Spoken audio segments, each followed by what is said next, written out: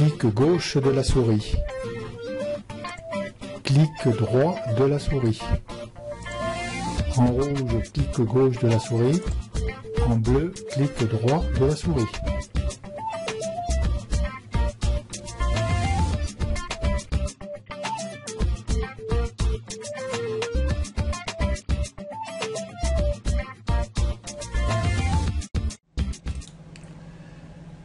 Bonjour et bienvenue sur PhotoJLR. Nous allons réaliser des scripts sur Photoshop. Alors tout d'abord, qu'est-ce que les scripts sur Photoshop et à quoi servent-ils? Les scripts sur Photoshop servent à réaliser une automatisation d'actions sur les changements de valeur d'une photo.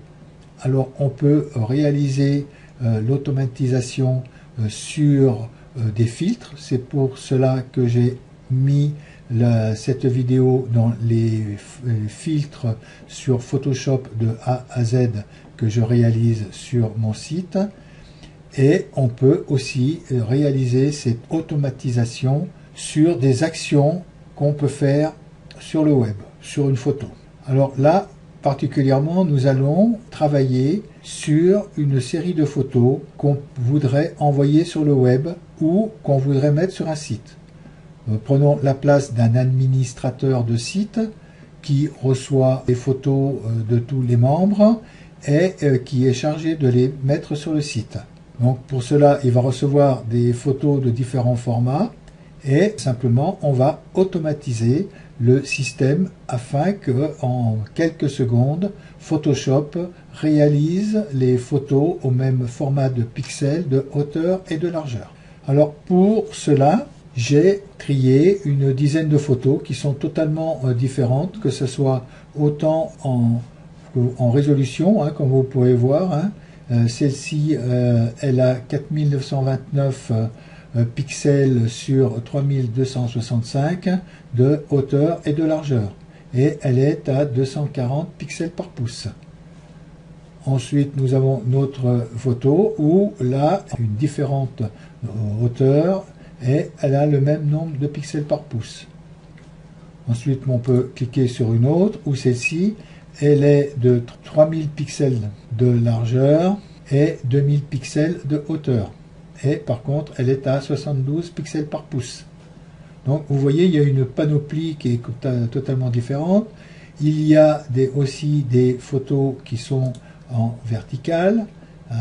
Donc, et celle-ci, elle fait 300 pixels par pouce et d'une largeur de 2848 et d'une hauteur de 4272 pixels.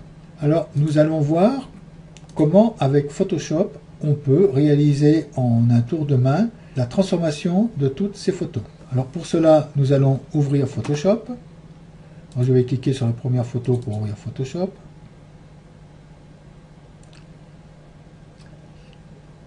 Et pour ouvrir la fenêtre Script, il faut aller dans Fenêtre et ensuite Script. Alors vous avez le raccourci clavier Alt F9 pour aller un peu plus vite. Alors, vous cliquez sur Script et vous avez la fenêtre Script qui s'ouvre. Dans cette fenêtre, vous avez différents scripts qui ont été installés par défaut par Photoshop. Ils sont là, tous ici, et aussi dans le menu déroulant qui est à droite, vous avez d'autres scripts que vous pouvez aussi appeler pour réaliser différents scripts. Nous, de notre côté, on veut réaliser un script spécial pour le web. Donc, nous allons faire notre script. Comme on avait vu dans les anciennes vidéos, on peut mettre cette fenêtre dans la barre des tâches à droite. Donc, pour cela, il suffit de cliquer dessus et de l'emmener. Alors, donc ici, elle va se positionner ici et je vais plutôt la positionner juste dessous l'histogramme. Donc, nous avons notre fenêtre de script qui est ici. Alors, pour réaliser un script, vous avez ces différents icônes dessous pour réaliser votre propre script. Alors, le premier icône, c'est Créer. Créer, c'est créer votre dossier de script personnel. Donc, on clique dessus et il nous demande le nom de nouveau ensemble ou du nouveau dossier. Celui-ci, je vais l'appeler mes scripts. OK. Alors donc là, nous avons réalisé notre dossier de script. Alors maintenant, il faut créer le script qu'on veut faire. Alors nous, on veut d'abord réduire les pixels par pouce de la résolution. Ensuite, on voudra réduire le format de la photo. Ensuite, on voudra enregistrer cette photo.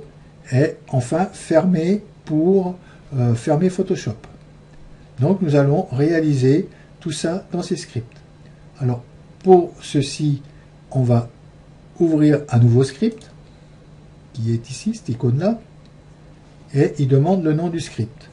Alors, le nom du script, je vais l'appeler photo pour le web.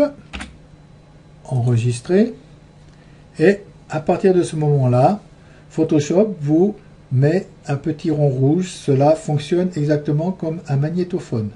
C'est-à-dire que à partir de ce moment-là, toutes les actions que je vais faire vont être enregistrées. Alors, au cas où je voudrais stopper ces actions, il suffira que je clique sur cette icône où c'est marqué arrêter l'exécution de l'enregistrement. Donc là, la première chose que je vais faire, c'est réduire la résolution.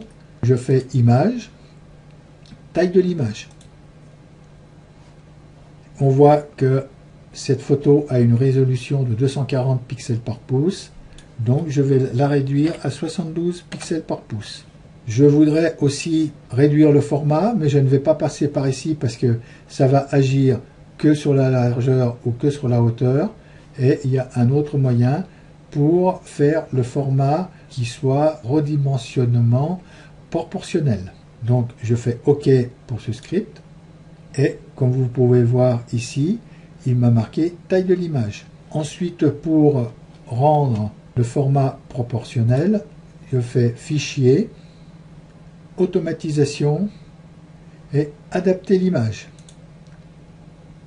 Là, il me propose un format de 500 par 500 de hauteur. Ce format me convient très bien. Bon, vous pouvez le changer hein, si vous le voulez. Alors, cela veut dire que sur une photo qui est présentée sur la largeur, il va mettre la largeur à 500 et il va rendre proportionnelle la hauteur. Et sur une photo qui est présentée sous le format de la hauteur, il va mettre la hauteur à 500 et va rendre la largeur proportionnelle par rapport à la hauteur. Alors, ne pas agrandir, oui, il ne faut pas cocher cette case, hein, parce que nous, on veut absolument rester dans la proportionnalité des photos. Donc, je fais OK. Et comme vous pouvez le constater, à chaque fois, il me réduit la photo. C'est bientôt un timbre-poste que vous voyez. Donc, à chaque fois, il agit sur l'action. Là, nous avons fait la taille de l'image, adapter l'image, et ensuite, je veux l'enregistrer dans un dossier. Alors, je vais l'enregistrer dans un dossier spécifique parce que je vais d'abord chercher ce dossier. Donc, je vais faire fichier, enregistrer sous, et là, je vais chercher dans les filtres ici, les fils sur Photoshop. Alors là, ce que j'avais fait, moi, j'avais réalisé le dossier script. Pourquoi j'ai réalisé ce dossier script? C'est pour qu'il aille enregistrer sous les photos dans le dossier script. Cela permet de dupliquer l'image sans abîmer l'image d'origine. On ne sait jamais ce qui peut se passer au moment du script. Si on veut revenir en arrière, il est beaucoup plus facile d'avoir une copie des images d'origine et de les mettre dans le script. Donc, je fais script, ouvrir, et ensuite, je veux les enregistrer. Alors là, il me demande l'option d'enregistrement. Alors l'option d'enregistrement, il ne faut pas trop compresser les fichiers non plus, surtout pour le web, parce que vous risquez d'avoir des problèmes de flou.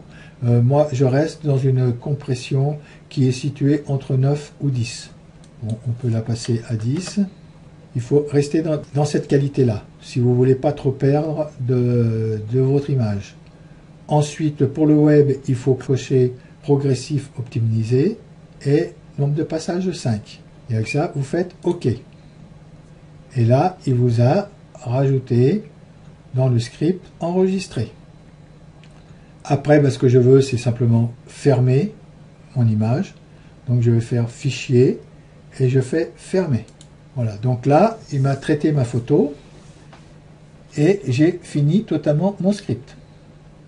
Alors, je ferme mon script ici. À partir du moment où je n'ai plus l'icône en rouge, je ne suis plus enregistré. Donc là, à côté, surtout ces cases à cocher, je vous l'explique précisément sur le tutoriel que j'ai fait, les filtres de Photoshop de A à Z. Là, vous pouvez arrêter certaines actions ou complètement les supprimer. Mais pour ça, il suffit de vous inscrire sur mon site. Cela est gratuit et vous pourrez voir le didacticiel qui est compris vraiment sur tous les filtres et où nous allons travailler aussi, tous les scripts, pardon, et où nous allons travailler aussi avec tous ces filtres-là dans ces scripts. Alors là, nous avons fini notre action.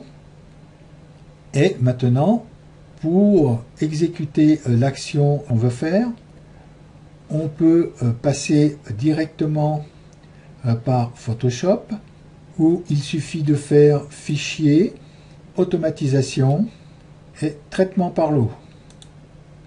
Alors là, à ce moment-là, vous avez une boîte de dialogue qui vient s'ouvrir et qui vous propose l'ensemble, c'est mes scripts. Donc c'est vraiment, il a pris déjà mes scripts qui étaient ici, hein, le nouveau script que j'ai fait, et le script photo sur le web. Où on peut, là je vais fermer cette fenêtre, passer directement par Bridge. Donc là je ferme cette fenêtre, je vais fermer Photoshop aussi, réduire et fermer Photoshop, et passer directement par Bridge pour exécuter cette action. À Bridge, je choisis la première image, je choisis la dernière image, où je fais CTRL-A, ou sinon première image et majuscule enfoncée et cliquer sur la dernière image. Et ensuite, je vais faire Outils, Photoshop, et nous avons ici aussi Traitement par l'eau, qui est ici, et cela va nous ouvrir d'abord Photoshop, que je viens de fermer, et ensuite vous retombez exactement sur la même fenêtre qu'on avait tout à l'heure, quand on passait par Fichier et Automatisation et Photoshop. Bon là, la fenêtre est grisée, c'est normal, parce qu'elle est déjà ouverte ici. Alors donc, il faut bien regarder ici que vous êtes dans votre... Là, il m'a marqué script par défaut, alors voilà. Et donc là, je vais aller dans mes scripts. Et le script photo pour le web, oui, parce que dans ce script-là, je n'ai que ça comme script. Alors, dans ces scripts, vous pouvez, après, on verra, vous allez voir ça sur les tutoriels que je fais sur le site, réaliser d'autres scripts là derrière, tout en étant dans mes scripts. Alors la source Bridge, oui, parce qu'on était dans Bridge, là tout à l'heure. Et ensuite, il faut cocher, supprimer les boîtes de dialogue d'options d'ouverture de fichiers.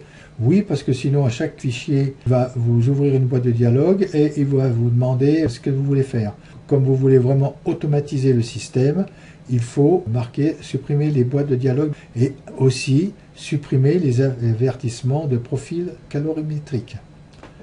Ça, c'est normal aussi parce que vous allez recevoir différentes photos sous différents formats calorimétriques et à chaque photo, il va vous demander de retransformer la calorimétrie de chaque photo. Alors là, il va prendre les calorimétries par défaut de Photoshop.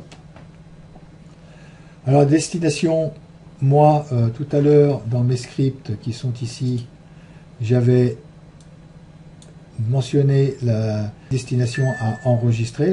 Si vous ne voulez pas la marquer ici dans enregistrer, vous pouvez mentionner une autre destination ici. Ensuite, sélectionner, ça c'est pour changer le nom des documents. Bon, moi, ce n'est pas le cas que je veux faire. Si on veut changer le nom du document, on peut le mentionner ici. Et en cas d'arrêt, en cas d'erreur, bon, soit on arrête en cas d'erreur, soit on le met dans un fichier. Bon, moi, je préfère arrêter en cas d'erreur. Donc là, maintenant, il suffit que je clique sur ce bouton-là, OK, et vous allez voir en quelques secondes défiler et il va transformer mes 10 images que je viens de sélectionner. Donc je vais faire OK. Et voilà, 1, 2, 3, 4, 5, 6, alors vous voyez le défilement, 7, 8, 9 et 10. Voilà. Hein, vous voyez, en quelques secondes, il a transformé toutes mes images. Donc ça, on va aller voir ce qu'il nous a fait comme travail. Là, on peut fermer Photoshop. Et je vais aller dans le dossier que j'ai créé. Donc là, c'était mes filtres et c'était dans Script. Je clique 2 fois dans Script et je retrouve toutes mes images là. Donc on regarde la première image. Et comme vous pouvez voir, elle est de 500 pixels de largeur sur 331 de hauteur et à 72 pixels par pouce. Et toutes les images ont été comme ça transformées, hein, 500 par 331 aussi, et 72 pixels par pouce. Alors pour les images qui étaient en verticale, il les a mis à 334 sur 500 hein, de hauteur par 72 pixels par pouce. Alors voilà comment on peut en quelques secondes, hein, comme vous avez pu voir, hein, transformer des images pour le web. On peut aussi faire cette automatisation pour faire des filtres ou faire des autres actions sur les images. Ben, j'espère que cette petite vidéo va servir à ceux qui s'occupent beaucoup, les administrateurs de sites. Hein, j'en connais quelques-uns qui sont toujours là embêtés avec leurs images, comment il faut faire parce que chaque adhérent envoie des images et elles sont plus ou moins dimensionnées et que les dimensions des formats de photos ne sont pas toujours compatibles avec les sites et le web aussi. J'espère que ça va servir à ces personnes-là et si vous voulez en savoir plus sur tout ce qui est des filtres de Photoshop, il suffit de vous inscrire gratuitement sur photogLR.fr. Quand vous vous inscrivez, dans le dossier d'inscription, vous n'oubliez pas de dire que vous voulez le didacticiel sur les filtres de Photoshop. Je vous dis au revoir et à bientôt.